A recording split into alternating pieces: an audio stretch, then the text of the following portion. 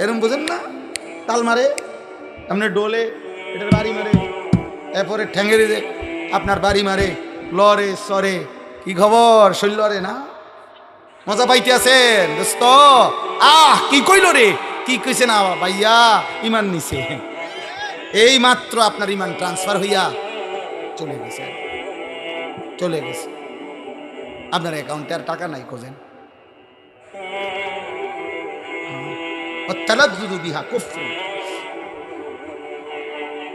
আল্লাহ মাফ করে দেন। সর্বশেষ কথা হইল, গান বাদ্যের এই অশ্লীলতা থেকে, এই হারাম থেকে বাঁচবে কিভাবে? 3 জিনিসের মাধ্যমে। 1, বেশি বেশি দোয়া করা, মাওলা আপনি আমারে এই হারাম গান বাদ্যের এই স্বভাব থেকে ফিরায় দেন। ইমাম হযরত আবু বকর সিদ্দিক বলছেন, আল গিনা মিজমারুশ শাইতান, গান শয়তানের বাদ্য। এরপরে হযরত ওসমান বলছেন, লা ইয়াজতামিউ কলবুন ফীহিল কুরআন ওয়াল গিনা, এক অন্তরে কোরআন এবং গান একসাথে হতে পারে না। যেই দিলে গান আছে সেই দিলে কোরআন আসবে না, যেই দিলে কোরআন আছে ইনশাআল্লাহ সেই দিলে গান আসবে না, গান আসবে না। ইমাম মালিক রাহমাতুল্লাহ আলাইহি বলছে, মা ইয়াফআলুহু ইনদানা ইল্লাল ফুসাক, তিনি বলেন যুগ যুগ ধরে আমাদের আরব সমাজে গান বাদ্য যারা করে তাদেরকে আমরা ফাসিক ছাড়া অন্য কিছু বলি না। হ্যাঁ, ইমাম আহমদ ইবনে হাম্বল বলছে, আল গিনা ইউমবিতুন নিফাকা ফিল কলব, গান বাদ্য ধীরে ধীরে কোন ব্যক্তির অন্তরে ঈমান সরাইয়া মুনাফিকি উৎপন্ন করে। ইমাম শাফিঈ রাহমাতুল্লাহ বলছে, আল গিনা দিয়াসাতুন, গান বাদ্য যে অভ্যস্ত সে দাইয়ুস, তার জন্য জান্নাত হারাম। ইমামে আজম আবু হানিফা বলছে, সিমাউল আগানি ফিসকুন ওয়াত তালাজ্জুদু বিহা কুফরুন, গান শোনা প্রকাশ্য পাপ, আর গান শুনা মজা পাওয়া কুফরি। কুফরি কুফরি মজা পাওয়া বুঝেন? আপনারা জানেন একটা আশ্চর্য কথা শুনেন, আমরা তাফসিরে, আমি প্রয়োজনে আমার মাদ্রাসায় চলেন, আমি আরবি তাফসির দেখাইতে পারবো। তাফসিরে রুহুল মাআনি, পৃথিবী বিখ্যাত, সমস্ত আলেমদের কাছে গ্রহণযোগ্য একটা তাফসির হলো তাফসিরে রুহুল মাআনি। ওই তাফসিরের মধ্যে আমি নিজ চোখে পড়ছি, সর্বপ্রথম আরব দেশে কন্যা সন্তান জীবন্ত দাফন করা, কন্যা সন্তানকে জীবন্ত দাফন করতো না, শুনছেন নিয়ে কথা? এটা কেন শুরু করছে? কেন মানে প্রথম কন্যা সন্তানকে জীবন্ত দাফন করতো কেন? শুরু হলো কিভাবে এই ঘটনাটা? ওই তাফসিরের মধ্যে লিখছে, বিআইয়ি দামবিন কুতিলাত, এই আয়াতের তাফসির আছে।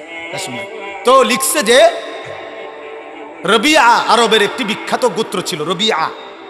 এই রবিয়া গোত্রের একজন সর্দারের একটা কন্যা, অপরূপ সুন্দরী মেয়ে ছিল, রূপসী সুন্দরী মেয়ে। ওই সর্দারের একমাত্র কন্যা ছিল ওই মেয়েটা। সর্দার তাকে ভীষণ ভালোবাসত, বেশি আদর করত ওই মেয়েটাকে। তো পার্শ্ববর্তী এক গোত্রের, আরেক গোত্রের একটা ছেলে যুবক এই মেয়েটার সাথে সম্পর্ক করে, হারাম সম্পর্ক করে তারে ভাগাইয়ে নিয়ে গেছে, নিয়ে ওই গোত্রে নিছে গা, নিয়ে এখন তাকে সে বিবাহ করছে। অথবা তখনকার রেওয়াজে বিবাহ যেটাই হয়েছে জাহিলি যুগের নিয়মে বিবাহ শাদী করছে। কিন্তু এই মেয়ের ভালোবাসায় এই রবিয়া গোত্রের এই সর্দার তার মেয়েটাকে ওই গোত্র থেকে উদ্ধার করার জন্য দিনের পর দিন লাগাতার বছরব্যাপী যুদ্ধ করছে। ওরে আনতুবিল্লাহ। কিন্তু ওই গোত্র খুব শক্তিশালী, আর আরব দেশে জাহিলি যুগে যুদ্ধ বিগ্রহ ছিল তাদের নিত্যদিনের বিষয়। তো এই গোত্রের রবিয়া গোত্রের সর্দার, তার গোত্রের বহু যুবক, বহু পুরুষ নিহত হয়েছে, কিন্তু একবারও বিজয় আনতে পারে না, ওই মেয়েটাকে আনতে পারতেছিল না। কিন্তু উনি কোনোভাবে ছাড়তেছে না যে আমি আমার এই মেয়ে আনবো, ও আমার বড় আদরের সন্তান। শেষ পর্যন্ত বহুদিন পরে দুই গোত্রের বয়স্করা, প্রবীণ লোকেরা একটা পরামর্শ বৈঠকে বৈশা বলছে, না এর একটা সমাধান হওয়া দরকার। তখন রক্তারক্তি বন্ধ করে এই বয়স্ক প্রবীণ লোকেরা এরকম মেল মিটিং দরবারে মধ্যে বলছে যে ঠিক আছে, মেয়েটাকে ডাইকা আনো, মেয়েটাকে জিজ্ঞেস করো, মেয়েটা যদি যার কাছে থাকতে চায়, বাপের কাছে যদি ফিরতে চায় বাপের কাছে দেওয়া হবে, ছেলেটার কাছে যদি থাকতে চায় ছেলেটার কাছে দেওয়া হবে। এই কথাইটা সিদ্ধান্ত তো সর্দারও মানছে, আচ্ছা ঠিক আছে তাহলে আমি মানি। ওই মনে করছে আমার কলজার টুকরা মেয়ে, আমার সারা আদরের মেয়ে, ও তো আমার কাছে আসবে। কিন্তু ঘটনাচক্রে দুর্ভাগ্য হইল, ওই ছেলেটা মেয়েটাকে যখন আইসা দরবারে ওই মিটিং মেলের জিজ্ঞাসা করছে যে তুমি এখন কার কাছে যেতে চাও, এই মেয়েটা স্পষ্ট বলছে আমি ছেলেটার কাছে থাকতে চাই, আমি আমার বাবার কাছে যাব না।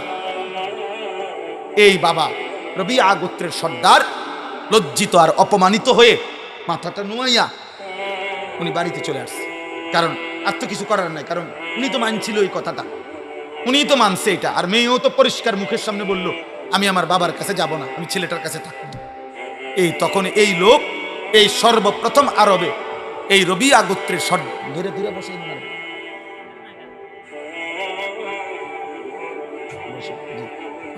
রবিয়া গোত্রের এই সর্দারের আরেকটা ছোট মেয়ে ইতিমধ্যে ছিল, ওইটা তার প্রথম আদরের মেয়ে ছিল।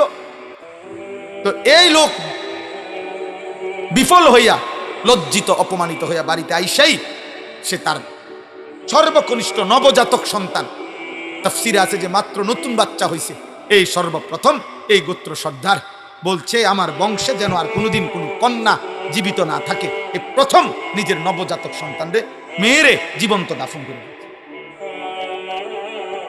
যা, আর সন্তানে আমার কন্যার আর বাঁচতে দিতাম। এরপরে গোত্রের বাকি লোকদেরকে বলছে আমার ওসিয়ত, তোমরা যদি আমার সর্দার মানো, আরব দেশে তখন জাহিলি যুগে সর্দারের জন্য মানুষ জান দিত, তো বলছে তোমরা প্রত্যেকের নবজাতক সন্তান কন্যা যেগুলা এখন দাফন করো। এই ধীরে ধীরে নবজাতক কন্যা দাফন করার এই রেওয়াজ ওই গোত্রের থেকে এরপরে অন্যান্য গোত্রে চলে গেছে। অর্থাৎ আমার বলার উদ্দেশ্য হইল, জাহিলি যুগে পর্যন্ত একজন পুরুষ তার ফ্যামিলির নারীর কন্যার আত্মসম্মানের জন্য তার রক্তপাত হয়েছে, জীবন দিছে, কিন্তু তার নারীর সম্মান ইজ্জত, তার বংশের নারীর মর্যাদার জন্য এত লড়াই, এত যুদ্ধ পর্যন্ত করছে। কোরআন শরীফের একটা সূরা আছে, সূরায়ে মুমতাহিনা, কোরআন শরীফে 28 নম্বর পারা। এই সূরার মধ্যে একটা আয়াত আছে, আল্লাহ তাআলা নবীজিকে বলছে, হে নবী, কোন বিধর্মী নারী, মুশরিক নারী, মূর্তি পূজক নারী যদি আপনার হাতে কালেমা পড়ার জন্য আসে, তো আপনি তাকে নির্দিষ্ট কয়েকটি কথার উপরে বায়াত করাবেন, মানে শপথ করাবেন পর্দার আড়াল থেকে। যেই বিষয়গুলোর উপরে শপথ করাবেন, এই যে দেখেন, শুনেন, ইয়া আইয়ুহান নাবিয়্যু, হে নবী আমার, ইজা জাআকাল মুমিনাতু, মুমিন নারীগণ ঈমান আনতে যখন আপনার কাছে আসবে, ইউবাইয়িনাকা, আপনি তাদের সাথে এই বায়াত করাবেন, এই শপথ বাক্য পাঠ করাবেন এই কথাগুলো। আলা আল্লাহ ইউশরিকনা বিল্লাহি শাইআন, 1 নাম্বার, কোন নারী তারা যেন আর কোনোদিন আল্লাহর সাথে শিরিক না করে। 2, ওয়ালা ইয়াসরিকনা, তারা যেন চুরি না করে। 3, ওয়ালা ইয়াজনিনা, তারা যেন আর কোনোদিন জিনা ব্যভিচার না করে। এই কথাটা বলার জন্য শুনেন তো, কি না করে বলছে 3 নম্বরে, কথা বলেন না। তো তাফসীরের মধ্যে আছে, আপনারা একটা ঘটনা সবাই জানেন, উহুদের যুদ্ধে নবী সাল্লাল্লাহু আলাইহি সাল্লামের একজন চাচা আমিরে হামজা, ওনাকে যে শহীদ করছে ওয়াহশী পাথর মাইরা, নবীজির চাচা। তো শহীদ করার পরে মক্কার কুরাইশ একজন সর্দারনি, একজন নারী, ওনার চাচার, নবীজির চাচার বুকের উপরে বৈশা ওনার চাচার বুকটা ফাইরা ফেলছিল, ফাইরা বুক ছিঁড়ে ওনার চাচার কলিজা এগুলারে কাইটা টুকরা টুকরা করে চাবাইয়া কামড়াইছিল। আর চাচার নাক, কান, আঙ্গুল সব কাইটা কাইটা টুকরা টুকরা করে এগুলারে গলার মালা বানাইছিল, ছিদ্র কইরা মালা বানাইয়া গলা ঝুলাইয়া এই নারী আপনার নৃত্য করেছিল উহুদের মাঠে। এই রাসূলুল্লাহ সাল্লাল্লাহু আলাইহি ওয়াসাল্লামের চাচার লাশের সামনে গান গাইছিল আর নাচছিল, আর কি মহিলাদেরকে নিয়ে নৃত্য করেছিল। এই নারীটার নাম হইল হিন্দ, এ যারে বলে হিন্দা। আমাদের স্বাভাবিক ভাষা, বাংলা ভাষায় মানুষে কয় হিন্দা, মূলত আকারটা নাই আর কি, আরবি শব্দটা হলো হিন্দ। হিন্দ বিদ্যে উতবা, মক্কার কুরাইশ উতবার মেয়ে, আবু সুফিয়ানের স্ত্রী ছিল। তো এই হিন্দাই বলেন বুঝার জন্য আর কি। এই মহিলাটা যে এত জঘন্য ছিল যে নবীর চাচার কলজাটা ফাইরা ফেলছে, সমস্ত শরীর টুকরা টুকরা বুটি বুটি বানায় ফেলছে। কিন্তু এই মহিলাটাও মক্কা বিজয়ের পরে রাসূলুল্লাহ সাল্লাল্লাহু আলাইহি সাল্লামের কাছে কালেমা পড়ে মুসলমান হয়েছে এই মহিলা। তো যেদিন মুসলমান হয় এই অন্যান্য মহিলার সাথে পর্দার আড়ালে এই মহিলাও আপনার যখন মুসলমান হইতে আসছে তখন এই কথা এগুলোর বায়াত নবীজি এ বেড়িরও কইছে। বুঝেন নাই কথা? ওই যে আল্লাহ না বলছে মহিলাদের থেকে আপনি এই কথাগুলোর কি নিবেন? বায়াত নিবেন। এর মধ্যে এই 3 নম্বরে এই 3 নাম্বার যখন এই কথাটা নবীজি বলছে ওয়ালা ইয়াজনিনা, বলো ওই পাশ থেকে যে জেনা করব না, এই মহিলা এই মাত্র আজকে মুসলমান হইতেছে। হিন্দ এতদিন জাহিলি যুগের নারী ছিল, মুশরিক নারী ছিল। এই বাপ শুনেন, খোদার কসম তাফসিরে আছে কাফের নারী ছিল। ওর সাথে সাথে বলছে মুহাম্মদ থামো, কি বললা এটা? কি করবে না? বলছে জিনা করবে না। তখন এই মহিলা আওয়াজ দিয়ে বলে উঠছে মুহাম্মদ কোন স্বাধীনা কোন ভদ্র নারী জিনা করতে পারে? অর্থাৎ এটা কি বললা? আমি তো জাহিলি যুগে যখন মুশরিক ছিলাম, আমার এই মুশরিক জামানা তো আমি কোনোদিন জিনা করিনি। কসম খোদা, তুমি এটা কি বললা? এ কথা আবার শপথ করতে হবে কেন? কোন নারী স্বাধীনা সম্ভ্রান্ত নারী জিনা করতে পারে, পরপুরুষের সাথে হারাম সম্পর্ক করতে পারে? এটা কি আশ্চর্য কথা!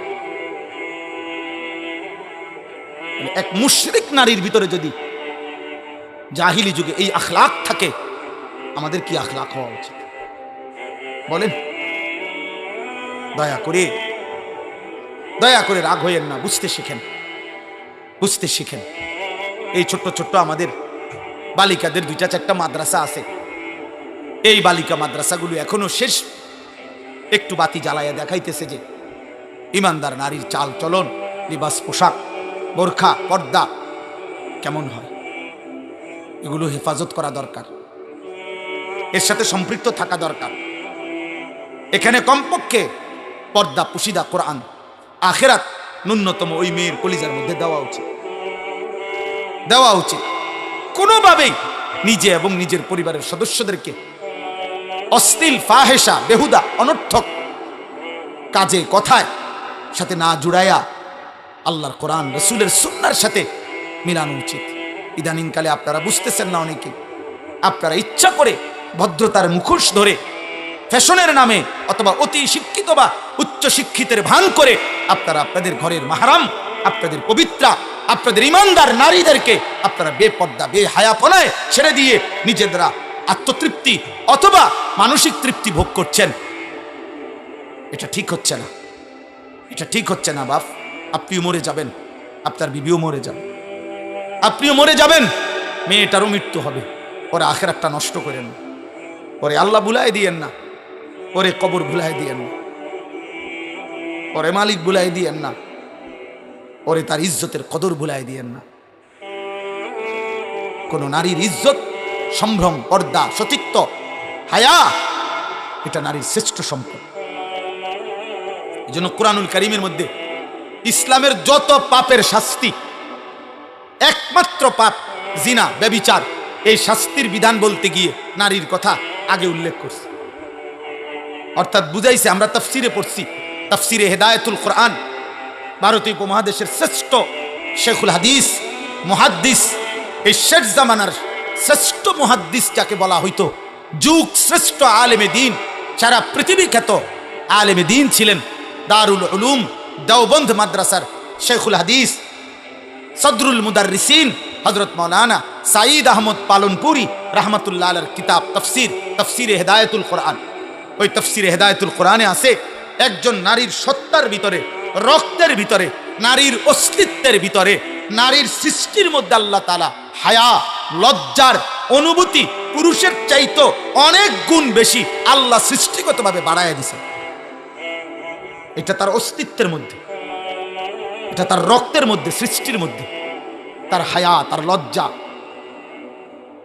তার সতীত্বের হেফাজতের কদর, নিজেকে ঢেকে রাখা, আবরণে রাখা, নিজেকে শালীন পোশাকে রাখা, আবৃত করে রাখা, গোপন করে রাখার প্রবণতা, মানসিকতাটা আল্লাহ তাআলা নারীর মধ্যে বেশি দিছেন, নারীর মধ্যে বেশি দিছেন, সৃষ্টিগতভাবে বাড়ায় দিছেন। আপনি চিকিৎসা বিজ্ঞানে পইরা দেখেন কোন বইতে, আমার কাছে আছে বই, নারীর শরীর আর পুরুষের শরীরের গঠনের ভিতরে অনেক উপাদান ব্যবধান আছে। কোনটা পুরুষের বেশি, কোনটা নারীর বেশি। এক্ষেত্রে হায়া সৃষ্টিগতভাবে নারীর বেশি, আল্লাহ প্রদত্ত। অতএব যে নারী পুরুষের চাইতে বেশি হায়া যার অস্তিত্বের ভিতরে দেওয়া হয়েছিল সৃষ্টির ভিতরে, সেই হায়ার মনে করেন হায়ার চাদর, হায়ার পর্দার সাগর ডিঙ্গায়া যে কোনো পর পুরুষের সাথে ব্যভিচার করেছে, হারাম সম্পর্ক করেছে, এ বাস্তবিক অর্থে নিকৃষ্ট নারী। এই জন্য আল্লাহ বলছে আয-যানিয়াতু ওয়াজ-যানি, ব্যভিচারের শাস্তি যখন দিবা তো আল্লাহ বলছে ব্যভিচারিণী নারী এবং ব্যভিচারী পুরুষ উভয়কে আগে বলছে নারী, এরপরে বলছে পুরুষ, উভয়কে প্রকাশ্য দিবালোকে জনসম্মুখে ইসলামী রাষ্ট্রের খেলাফতের অনুমতিতে আল্লাহর বিধানে চামড়ার চাবুক দিয়ে অবিবাহিত পুরুষ এবং মেয়ে, মানে অবিবাহিত ছেলে এবং মেয়েকে একশত করে লোকসম্মুখে বেত্রাঘাত করবে। আর যদি বিবাহিত পুরুষ এবং নারী হয়, মুতাওয়াতির অকাট্য হাদিস দ্বারা কোরআনের আয়াত মনসুখের মাধ্যমে আল্লাহ নবী বলছেন তাকে প্রকাশ্য দিবালোকে পাথর মেরে মেরে হত্যা করবে। রজম। আমনে যদি বলেন এটা খুব জঘন্য, না আমনের জঘন্য লই আমনে থাকে। আপনার যদি বলেন এটা মারাত্মক ভীতিকর, আমনে টামনে নিয়ে থাকে। আল্লাহ তাআলা বলছে ওয়ালা ইয়াখুজকুম বিহিমা রাফাতুন ফি দীনিল্লাহ, ব্যভিচারের শাস্তি দিতে গিয়ে কারো দিলে যেন এক বিন্দু দয়া মায়া অনুকম্পা না আসে, সাবধান। আল্লাহ বলছে বেশি আলগা ফিরিত দেখাইও না, আলগা মায়া দেখাইও না। আমি আল্লাহ আরহামুর রাহিমিন, আমি রহমান, আমি রহিম। তোমার কলজার মধ্যে যেই মায়া এটা আমি দিছি, তোমার মার কলজার যে মায়া আমি দিছি, তোমার বাপের কলজার মধ্যে যেই মায়া আমি দিছি, এই গোটা সৃষ্টির মধ্যে যত, প্রতিটা সৃষ্টিতে যত মায়া এটা আমি আল্লাহ দিছি। ভালোবাসা আমি দিছি, মায়া দয়া আমি দিছি, আমার থেকে দেওয়া। তুমি আমার থেকে বেশি দয়া বুঝো না। অতএব আমার ভাই, আমার বন্ধু, আমি মহিলা মাদ্রাসার মাহফিল, বালিকা মাদ্রাসা, এই জন্য এগুলো বলছি। এতগুলো কথা শক্ত বললাম এই কারণ, আপনার মেয়েকে ফিরান, আপনার মেয়ের আখলাকের আপনি পড়ান, কোনো অসুবিধা নাই। এই বাপ, পড়ানো নিষেধ না। পদার্থ জীববিজ্ঞান হারাম না, রসায়ন বিজ্ঞান হারাম নয়, ভূগোল ইতিহাস হারাম না, বাংলা অঙ্ক ইংরেজি জেনারেল হারাম না, চিকিৎসা বিজ্ঞান হারাম নয়, হারাম না, কসম খোদার হারাম না। আপনার জ্ঞান, আপনার সন্তানের জ্ঞান আটলান্টিক মহাসাগর পরিমাণ হোক, হিমালয় পর্বতের উচ্চতায় পৌঁছে যাক আপনার সন্তানের জ্ঞান, আমরা দোয়া করি। কিন্তু আল্লাহ বুলাই দিলেন কেন? আখিরাত বুলাই দিলেন কেন? নামাজ বুলাই দিলেন কেন? কোরআন বুলাই দিলেন কেন? আমি আজকেও মাগরিবের পরে বলছি, যেই জবান, যেই জিহ্বা রবের কোরআন পড়তে জানে না, আহা জিহ্বা, তুমি জীবনে কথা বলার কোনো মজাই পাও না। কথার কত স্বাদ, জিহ্বার কথা বলার যে মজা, তুমি সেই মজাই পাও না। তুমি জীবনে জিহ্বার কোনো স্বাদই পাও না। আমি সবসময় বলি, যেই চোখ মালিকের ঘর দেখে নাই, কাবার কালো গিলাফ দেখে নাই, মদিনার সবুজ গম্বুজ দেখে নাই, ও তো দেখার কোনো মজাই পায় না। ও আর দেখলোটাই কি? কালো গিলাফ যে দেখে নাই, সবুজ গম্বুজি যে দেখে নাই, ওই চোখ আর দেখলো কি বেটা? কক্সবাজার 1 কোটি বার দেখলেও তো কালো গিলাফের সৌন্দর্যের সামনে কিচ্ছু না। পৃথিবীর সমস্ত নয়নাভিরাম প্রাকৃতিক সৌন্দর্য যিনি দান, সমুদ্রের প্রতিটা ঢেউ তো রবের দান। হ্যাঁ, এই পৃথিবীর দার্জিলিং বলেন আর যাই বলেন, সব সুন্দর। ফুলের যত সুন্দর, গাছের যত সুন্দর, সাগরের যত সুন্দর, নদীর যত সুন্দর, এ তো মহান আল্লাহর দান। সেই মালিক চারিদিকে যত সৌন্দর্য যিনি দিছেন, তিনিই বলছেন আমি আমার কায়নাতের সবচেয়ে বেশি সৌন্দর্য আমার মদিনার বন্ধু, আমার মাহবুব, আমার রসুলকে দিয়েছি। আছে খুবা হামা দারান্দ তু তানহা দারি। আল্লামা ইকবাল বলছে, হে নবী, 1.25 লক্ষ নবীর যত সিফাত, গুণ, বৈশিষ্ট্য একা আপনার মাঝে যদি তালাশ করি, সব আপনার মাঝেই খুঁজে পাই। আপনি একাই সব। আপনি হাসলে পৃথিবী হাসে, আপনি কাঁদলে পৃথিবী কাঁদে। আপনার হাসি সেরা, আপনার কান্নাই সেরা, আপনার জীবনের সব কিছু সেরা। ওয়া ইন্নাকা লাআলা খুলুকিন আযীম। আমরা তাফসীরে পড়ছি, এই পৃথিবীর যত উত্তম গুণ আছে, চরিত্রের যত উত্তম গুণ, ধৈর্য, সাহসিকতা, বীরত্ব, আল্লাহ ভীরু, পরোপকার, মানবতা, যা বলেন মানুষের চারিত্রিক সৌন্দর্য গুণ বলতে মানুষ যা কল্পনা করে এরকম প্রত্যেকটি চারিত্রিক গুণকে যদি বলা হয়, হে হে গুণ, তোমার গুণটা সবচেয়ে সুন্দর, শ্রেষ্ঠ, পূর্ণাঙ্গ, সর্বোচ্চ কেমন হওয়া উচিত, এটার একটা আকৃতি, একটা মানুষের আকৃতি ধরে দেখাও যে ধৈর্যের সর্বোচ্চ কেমন হওয়া উচিত, সাহসিকতার সর্বোচ্চ কেমন হওয়া উচিত, একটা আকৃতি ধরে দেখাও তো। যদি এরকম প্রতিটি গুণকে বলা হয় তোমার শ্রেষ্ঠ সৌন্দর্যটা, শ্রেষ্ঠ রূপটা তুমি একটু আকৃতি ধরে দেখাও, তাফসিরে লিখছে খোদার কসম প্রতিবার প্রতিটি উত্তম চরিত্রের মধ্যে যার চেহারা ভেসে উঠবে তিনি মুহাম্মদ সাল্লাল্লাহু আলাইহি ওয়াসাল্লাম। ধৈর্যে যিনি সেরা তিনি মুহাম্মদ, বীরত্বে যিনি সেরা তিনি মুহাম্মদ, সাহসিকতায় যিনি সেরা তিনি মুহাম্মদ, মানবতায় যিনি সেরা তিনি মুহাম্মদ, পরোপকারে যিনি সেরা তিনি মুহাম্মদ, রাতের অন্ধকারে যার চরিত্র পবিত্র তিনি মুহাম্মদ, দিনের আলোয় যার চরিত্র পবিত্র তিনি মুহাম্মদ, লেনদেনে যিনি পবিত্র তিনি মুহাম্মদ, সব গুণে সর্বশ্রেষ্ঠ তিনি মুহাম্মদ সাল্লাল্লাহু আলাইহি ওয়াসাল্লাম। কারে ছেড়ে দিলা বাপ? কোন বেঈমানের চুল রাখলা? এই মুসলমানের বাচ্চা, কোন বেঈমানের চুল? একটা ছেলে বেটা হলে এখন দাঁড়া বেটা, এখন বড়। যে সমস্ত মুশরিকের মতে যে ডান দিকে বড়, বাম দিকে বড়, সামনে বড়, একটা চুলের সনদ বলো যে পৃথিবীতে প্রথমে এই চুলটা কে রাখছে, এরপরে এটা কেমনে কেমনে এই সাবের বাজার পর্যন্ত আইছে, কেমনে নিশ্চিন্তপুর আইলো, কেমনে ক্যান্টনমেন্ট আইলো, কেমনে এটা সনদ বলো। আমরা বলতে পারবো, পাঞ্জাবির সনদ বলতে পারবো আমরা, টুপির সনদ বলতে পারবো আমরা, দাড়ির সনদ বলতে পারবো আমরা, চুলের সনদ বলতে পারবো আমরা, লুঙ্গির সনদ বলতে পারবো আমরা। পিছন থেকে বললে শেষ পর্যন্ত পৌঁছবে। লুঙ্গি নবী মুহাম্মদ সাল্লাল্লাহু আলাইহি ওয়াসাল্লাম পরিধান করতেন। মাথা মোবারক সর্বদা নবী সাল্লাল্লাহু আলাইহি সাল্লাম টুপির মতো কোনো গোলাকার জিনিস দিয়ে তিনি ঢেকে রাখতেন।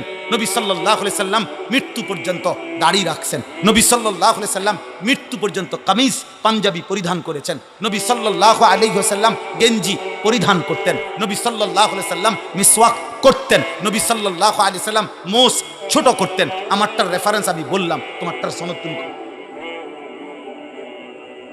বলেন। সনদ বুঝেন? সনদ মানে পিছনের সূত্র বলেন আর কি।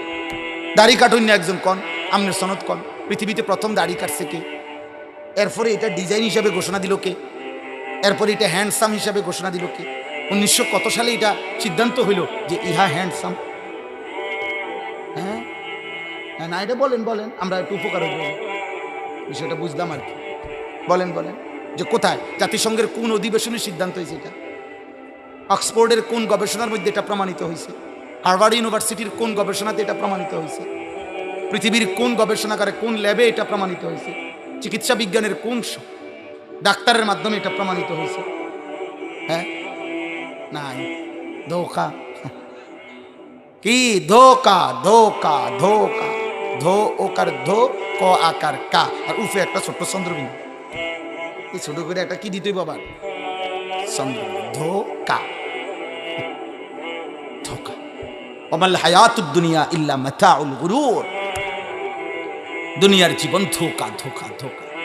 আল্লাহ আমাদেরকে বুঝ দান করেন, বুঝ দান করেন।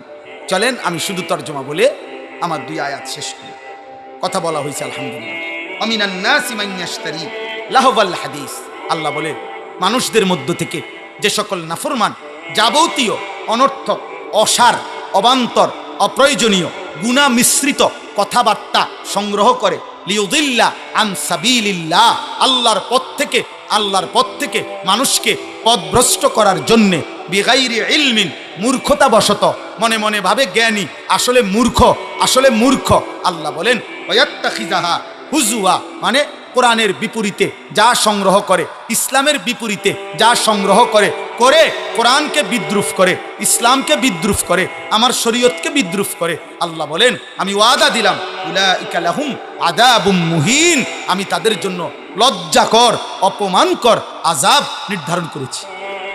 দোস্ত, এজন্য কোরআনে আছে আখিরাতে আল্লাহ মানুষকে শাস্তি দিবেন।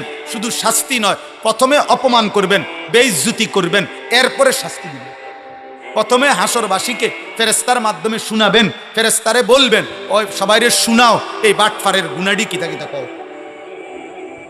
বলো তো ফেরেশতারা বলবে, সম্মানিত হাসরবাসীগণ আপনারা শুনেন, 1 নম্বরে উনি আছিলেন সিটার, 2 নম্বরে উনি সুদখোর, 3 নম্বরে ওজনে কম দিত। এরকম একটা একটা পাপ, আমার হলে আমার, আপনার হলে আপনার। আল্লাহ আমারও মাফ করেন, আপনারও মাফ করেন। আযাবুম মুহিন, মুহিন মানে ইহানাত, অপমানকর শাস্তি আল্লাহ বলছেন। আচ্ছা, এরপরের আয়াত কি? আমি এটার আরেকটু ব্যাখ্যা, এই 5 মিনিট বললে হবে।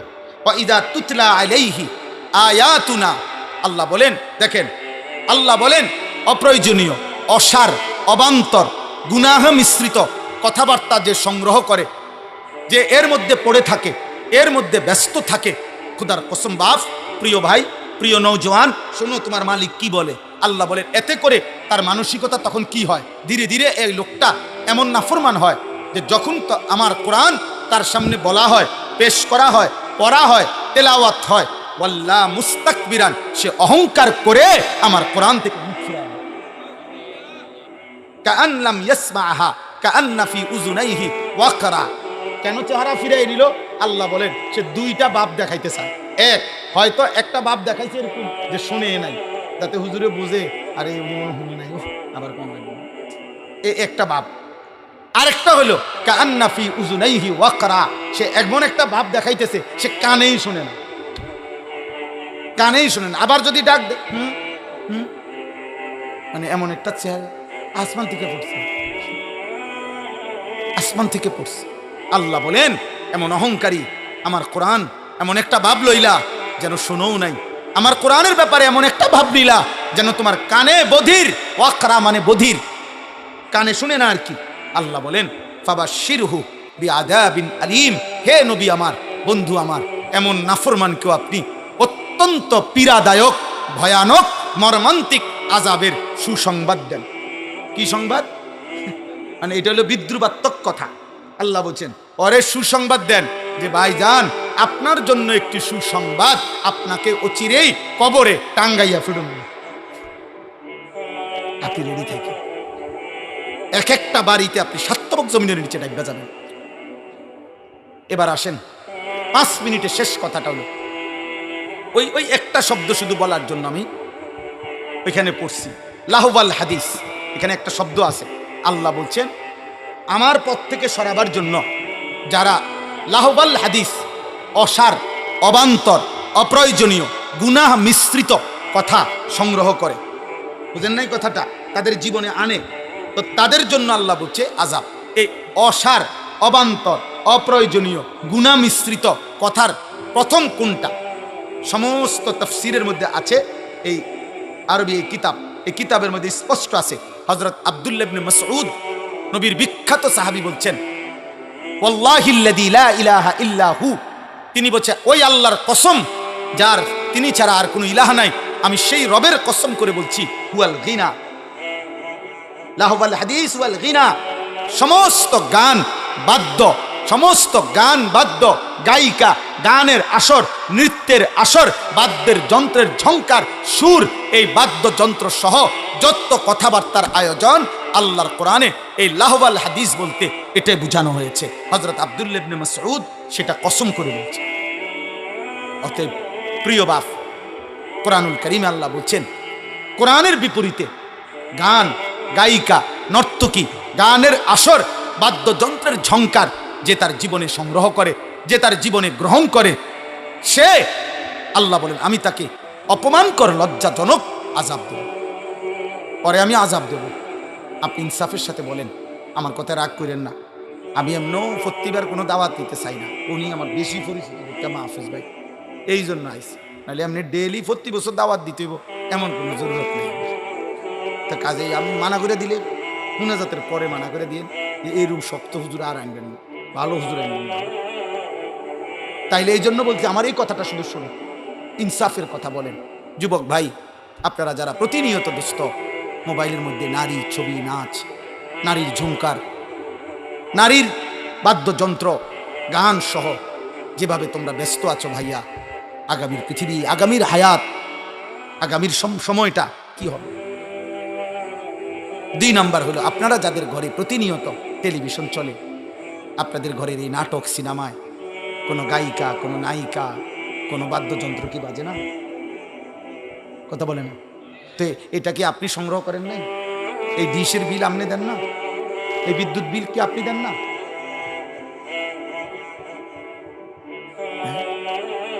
আল্লাহ তাআলা তো বলছে এই মানুষটা সে তার অনুসারীদেরকে আমি আল্লাহর পথ থেকে গুমরাহ করে পথভ্রষ্ট করে।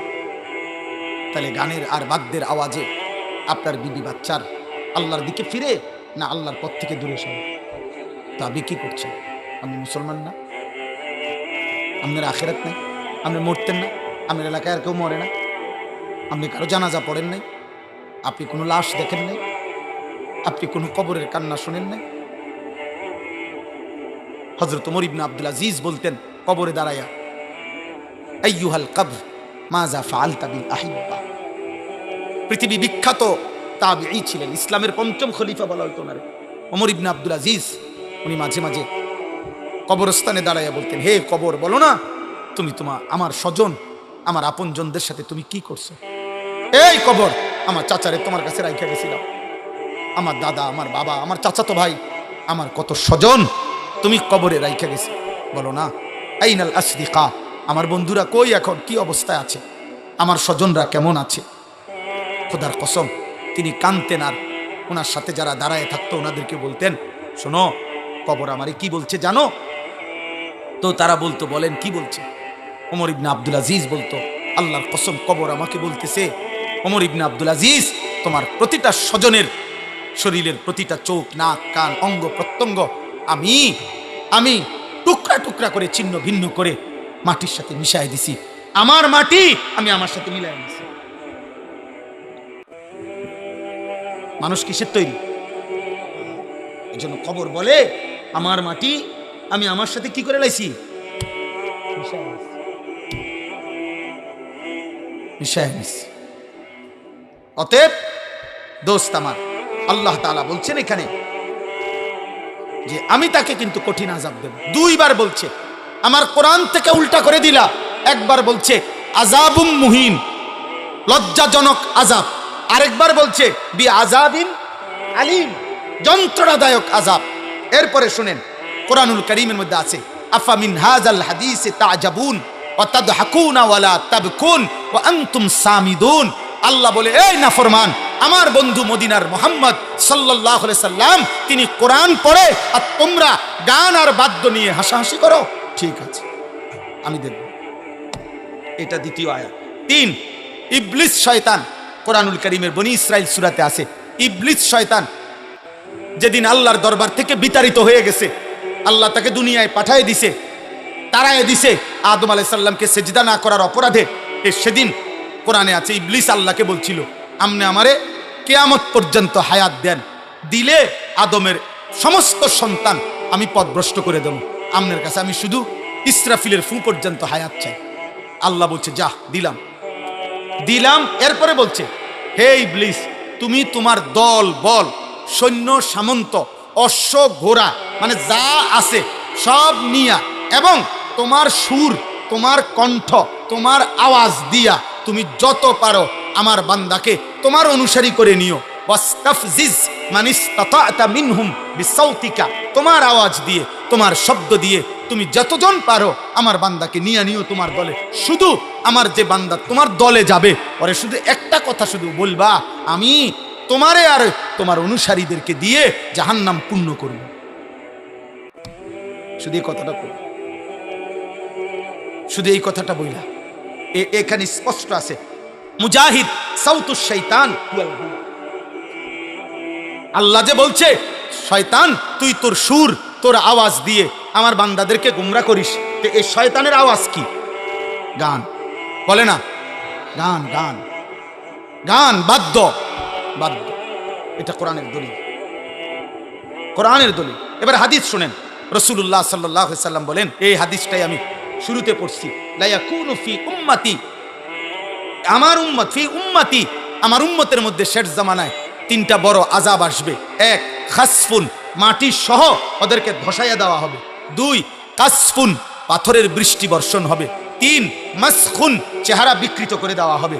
সাহাবারা জিজ্ঞেস করছে কিলা ইয়া রাসূলুল্লাহ মাতা, হে নবী কখন সেটা হবে?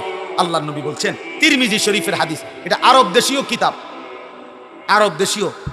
আল্লাহর নবী সাল্লাল্লাহু আলাইহি ওয়াসাল্লাম বলেন, ইজা যাহারাতিল কাইনাত, যখন গায়িকা বেড়ে যাবে, ওয়াল মাআজিফ, বাদ্যযন্ত্র বেড়ে যাবে, ওয়াস্তাহাল্লাতিল খামরা, পানির মতো হালাল মনে করে মানুষ নেশা আর মদ খাইতে থাকে। এ মনে রাখবেন, একটা খতিয়ানের মধ্যে 3টা দাগ আছে, এক খতিয়ানের 3 দাগ। এই 3 দাগ হলো নারী, মানে জিনা, ব্যভিচার, মদ, জুয়া আর গান বাদ্য। যেখানে গান সেখানে নারী, সেখানে নেশা। এটা এক খতিয়ানে 3 দাগ, খতিয়ানে একটা। এই 3 জিনিস একসাথে। যেখানে নেশার আয়োজন সেখানে নারীর আয়োজন, সেখানে গান। যেখানে গানের আয়োজন সেখানে নারীও আছে, নেশাও আছে। যেখানে নারী আছে, জিনা ব্যভিচারের ব্যবস্থা, সেখানে নেশাও আছে, গানও আছে। বোঝেন না কথাটা? এটা কি এক খতিয়ানে, এক খতিয়ানে। অতএব স্পষ্টভাবে চেহারা বিকৃত হয়ে যাবে। মুসলমানের সন্তান ভাইয়া, ইনসাফ থাকলে কোন ভদ্র, পুত, পবিত্র, ইমানদার কিশোর যুবক যে 5 ওয়াক্ত নামাজ পড়ে, তোমার এলাকার যদি এমন কেউ থাকে, তো তোমরা যারা নামাজ পড়ো না, নারী ছবি, মোবাইলের অশ্লীল দৃশ্য রাতভর দিনভর দেখো, আল্লাহর কসম বিবেক থাকলে দুজনের চেহারা একসাথে মিলাইয়া নিও, তো দেখবা তোমার চেহারার সুরত কি। অর্ধেক ডিসকালার হয়ে গেছে, বেডি চাইতে চাইতে, নর্তকী দেখতে দেখতে অর্ধেক চেহারা বসকাই গেছে, চাপা সুপা কড়ি মড়ি ভিতরে ঢুকে গেছে অর্ধেক। জি জি জি, আমরা জানি, আমরা জানি। চুল দিয়া চেহারা ঢাকা যায় না, চুল আরো লম্বা করলেও চেহারা ডাকবে না। এই জন্য তো তোমার এই ইবলিসে আগেই বলে দিছে, দুষ্ট শয়তানের অনুসারীরা, যে তোমারে কাম দিলাম, এমন করবা, চুল ফিরাইবে। আচ্ছা, আমার একবারে বেশি চিন্তা লাগে এটা, আজ বেশি রাইট হয়ে গেছে। এরপর আপনাদের একটা জিগাই আর আমরা অপসরা সিজন আমরা একটা জিগাই। আচ্ছা বলেন যে এইখানে বৈশা যদি একটা লোক এইখানে দাঁড়াইয়া নিজের এই হাতটাকে এমন করে, মনে করেন 5 মিনিট করলো, আচ্ছা যেই কোনো মানুষ করবো মা এই ভাগ হলেন খারাপ হইল, বলবে কিনা বলে মা এই থেকে এরম করে, কি রে ভাই আপনার কি সমস্যা, আপনি এরম করেন কা? তা তুমি কে এরম করো ভাইয়া? তুমি চুলেটার এমন করো কেন? তোমারে কোন মাতালে এই বুদ্ধি দিল যে এটা ফ্যাশন? এটা তো তোমার একটা আকাম ধরাই দিল, তোমার তো একটা ফালতু কামেনা ধরাই দিল। এতে বেলা তুমি মুড়ি বাজদা, তুমি হ্যাঁ বাদাম বাজতা, মাশাআল্লাহ কমপক্ষে 300 টাকার বাদাম বেচতে, এতটি লোক বাদাম কিনলে ফায়দা হইত। এই জন্য আমার শায়েখ আল্লামা মুফতি মুশতাকুন নবী কাসিমি হুজুর বলছেন আমার মাদ্রাসা ওই দিন বৃহস্পতিবারে যুবকদেরকে বলতে গিয়ে, যে হে যুবক, প্রয়োজনে তুমি 12 ঘন্টা হালাল উপার্জনের জন্য কর্ম করো, আল্লাহ নারাজ হবে না একবারও। তুমি শুধু সেজদা দিও, নামাজের ওয়াক্তে নামাজ পড়ো, আল্লাহর মুখে মুখে ডাইকো, আর 12 ঘন্টা 18 ঘন্টা প্রয়োজনে উপার্জন করো, রোজগার করো। রোজগার করে যদি তুমি 1000 কোটি টাকার মালিক হও, হালাল উপার্জন করে, খোদার কসম আল্লাহ নারাজ হবে না, নারাজ হবে না, নারাজ হবে না। তুমি উপার্জন করো, তুমি মাড়ি কাটো বেটা, কিছু একটা করো। 18 বছর বয়সের যুবক এত অপদার্থ হয় কেমনে যে টোটো টোটো করে ঘুরে? 8 ঘন্টা, 3টা থেকে রাত 11টা, 8 ঘন্টা যে ঘুরলা এই পৃথিবীতে, কর্মের ঘন্টা 8 ঘন্টা। সারাটা দেশে অগণিত মানুষের কর্মস্থলে কর্মঘণ্টা কত? 8 ঘন্টার ডিউটিতে 40,000 টাকা বেতন পায়। এই 8 ঘন্টার ডিউটিতে 1 লক্ষ টাকা বেতন পায়। এই 8 ঘন্টার ডিউটিতে গার্মেন্টস চলে, মেল চলে, ফ্যাক্টরি চলে, সমস্ত সরকারি প্রতিষ্ঠানগুলোতে সকাল 8টা থেকে বিকাল 4টা পর্যন্ত 8 ঘন্টার ডিউটি হয় না? 8 ঘন্টায় তো রাষ্ট্র চলে, 8 ঘন্টায় তো পৃথিবী চলে। তুমি কেমনে 8 ঘন্টা আড্ডা দিয়ে শেষ করে দিলা? বলো না ভাই, একজন ভাই বলো, একজন যুবক বলো, করছোটা কি বাবা? করছোটা কি? কেউ জানে না পৃথিবীর কখনকার কোন জায়গার মানচিত্র কখন উল্টে যায়। সুদান সম্পর্কে কেউ ভাবে নাই এমন নির্মম একজন মানুষ, একজন কসাই, একজন ব্যক্তি তার জঘন্য কিছু অনুসারী নিয়ে এভাবে বনি আদমকে জবাই করে ফেলবে, কেউ জানতো না। কিন্তু রক্তের বন্যা বহায় দিছে, রক্তের বন্যা বহায় দিছে। অতএব দোস্ত, তোমার আমার বাবা বিদেশ অথবা উপার্জন করে, অতএব আজীবন মৃত্যু পর্যন্ত আমাদের জীবনের কোনো অসুবিধা হবে না, এই নিরাপত্তা কে দিল বাপ? কে দিল? আল্লাহ আমাদেরকে হেফাজত করেন। অতএব আজকে এই নিয়ত করেন, গান বাদ্য থেকে বেঁচে থাকবো ইনশাআল্লাহ। বলেন ইনশাআল্লাহ। ইমাম হযরত আবু বকর সিদ্দিক বলছেন, আল গিনা মিজমারুশ শাইতান, গান শয়তানের বাদ্য। এরপরে হযরত ওসমান বলছেন, লা ইয়াজতামিউ কলবুন ফীহিল কুরআন ওয়াল গিনা, এক অন্তরে কোরআন এবং গান একসাথে হতে পারে না। যেই দিলে গান আছে সেই দিলে কোরআন আসবে না, যেই দিলে কোরআন আছে ইনশাআল্লাহ সেই দিলে গান আসবে না, গান আসবে না। ইমাম মালিক রাহমাতুল্লাহ বলছে, মা ইয়াফআলুহু ইনদানা ইল্লাল ফুসাক, তিনি বলেন যুগ যুগ ধরে আমাদের আরব সমাজে গান বাদ্য যারা করে তাদেরকে আমরা ফাসিক ছাড়া অন্য কিছু বলি না। হ্যাঁ, ইমাম আহমদ ইবনে হাম্বল বলছে, আল গিনা ইউমবিতুন নিফাকা ফিল কলব, গান বাদ্য ধীরে ধীরে কোন ব্যক্তির অন্তরে ঈমান সরাইয়া মুনাফিকি উৎপন্ন করে। ইমাম শাফিঈ রাহমাতুল্লাহ বলছে, আল গিনা দিয়াসাতুন, গান বাদ্য যে অভ্যস্ত সে দাইয়ুস, তার জন্য জান্নাত হারাম। ইমামে আজম আবু হানিফা বলছে, সিমাউল আগানি ফিসকুন ওয়া তালাজ্জুদু বিহা কুফরুন, গান শোনা প্রকাশ্য পাপ, আর গান শুননা মজা পাওয়া কুফরি। কুফরি কুফরি মজা পাওয়া বুঝেন?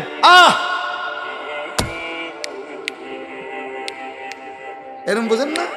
তাল মারে, আপনি ডোলে এটার বাড়ি মারে, এরপরে ঠ্যাঙ্গেরে যে আপনার বাড়ি মারে, লরে সরে, কি খবর? শৈলরে না মজা পাইতে আছেন দোস্ত? কি কইল রে? কি কইছে না ভাইয়া? ইমান নিছে, এই মাত্র আপনার ইমান ট্রান্সফার হইয়া চলে গেছে, চলে গেছে। আপনার অ্যাকাউন্টে আর টাকা নাই, কোজেন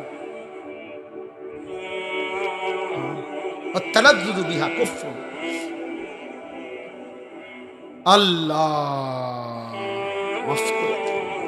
সর্বশেষ কথা হলো, গান বাদ্যের এই অশ্লীলতা থেকে, এই হারাম থেকে বাঁচবে কিভাবে? 3 জিনিসের মাধ্যমে। 1, বেশি বেশি দোয়া করে, মাওলা আপনি আমারে এই হারাম গান বাদ্যের এই স্বভাব থেকে ফিরায় দেন। 2, কোরআনুল কারীমের মধ্যে ডুবে থাকা। কমপক্ষে এতটুকু করো যুবক ভাই, বাবা যদি কোরআন আপাতত পড়তেও না পারেন, শিখতে চেষ্টা করেন, আর না হয়তো কমপক্ষে চেষ্টা করেন একদিকে শিখতে, আর আরেক দিকে প্রতিনিয়ত কোরআনুল কারীমের তিলাওয়াতের মধ্যে ডুবে যান।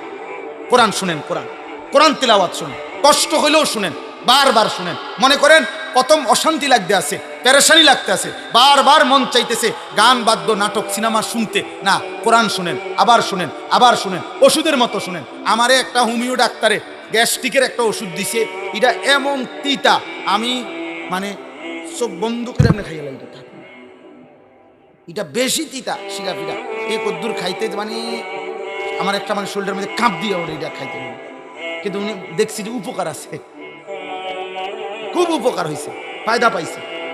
খুব তিতা, বেশি তিতা এটা। তাহলে মনে করেন তিতার মতোই আপনি কিছুদিন চেষ্টা করেন, ইনশাআল্লাহ অচিরেই ধারাবাহিক যুবক ভাই আল্লাহর কোরআন শুনতে শুনতে, কোরআন শুনতে শুনতে, কোরআন শুনতে শুনতে রব তোমার কলিজার মধ্যে কোরআন বসায় দিবে। 3 নাম্বার হলো মৌতের ফিকির। মৌতের ফিকির এখানে স্পষ্ট লিখছে, এটা আরবি কিতাব, আল্লামা ইমাম ইবনুল কাইয়িম রাহমাতুল্লাহ উদাহরণ দিছে, অনেক লম্বা, আমি আর পড়তেছি না।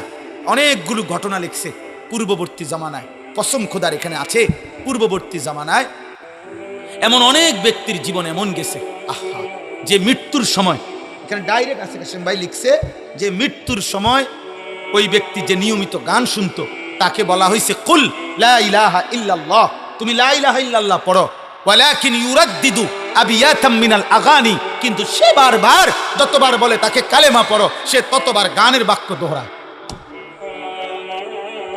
হাত্তা মাতা বিলা কওলি লা ইলাহা ইল্লাল্লাহ, এমন কি ওই নাফরমান উনি লিখছেন লা ইলাহা ইল্লাল্লাহ বলা ব্যতীতই তার মৃত্যু হল।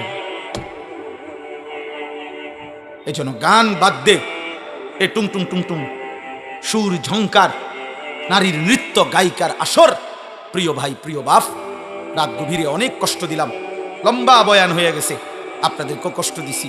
এতটা সময় তো আমার মাহফুজ ভাইয়েরও ইচ্ছা ছিল না, কিন্তু আমি এটা অনুরোধ করছি, প্রত্যেকে নিজ নিজ জীবন থেকে এই বদভ্যাস ছেড়ে দেন ইনশাআল্লাহ। আল্লাহ আপনাদেরকে তৌফিক দেন, কবুল করেন।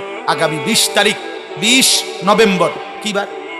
বৃহস্পতিবার ইনশাআল্লাহ আমাদের এখানে সাহেবের বাজার, আপনার ইউনিয়ন পরিষদের পাশে, আপনারা জানেন আলহামদুলিল্লাহ ময়নামতি দারুল আহকাম মহিলা মাদ্রাসা, ওইটাও আলহামদুলিল্লাহ প্রাচীন এবং আমাদের এই অঞ্চলের সর্ব মেয়েদের জন্য সবচেয়ে বড় মাদ্রাসা এবং দাওরায়ে হাদিস মহিলা মাদ্রাসা, ওই মাদ্রাসার বার্ষিক মাহফিল 20 নভেম্বর।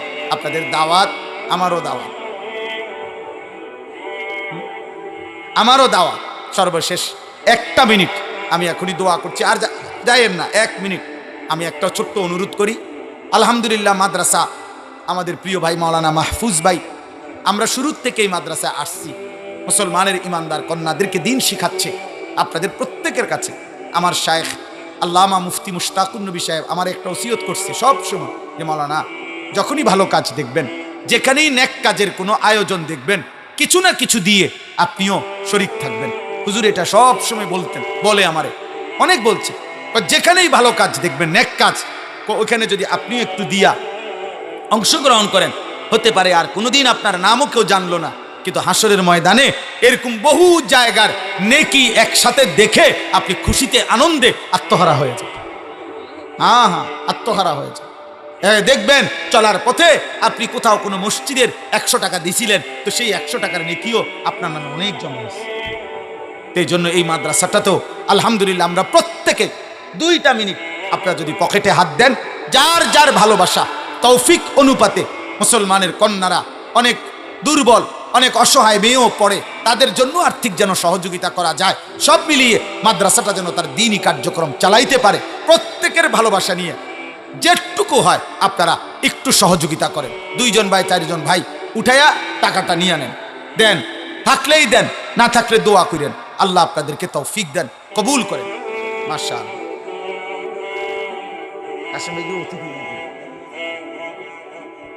মৌলানা আবুল কাসিম ভাই 1000 টাকা দিয়েছে, আল্লাহ কবুল করেন।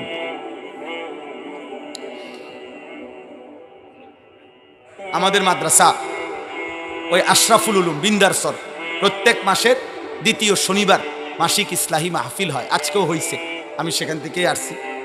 2য় শনিবার মাসের মা বোনদের জন্য সকাল 10টা থেকে। মাশাআল্লাহ।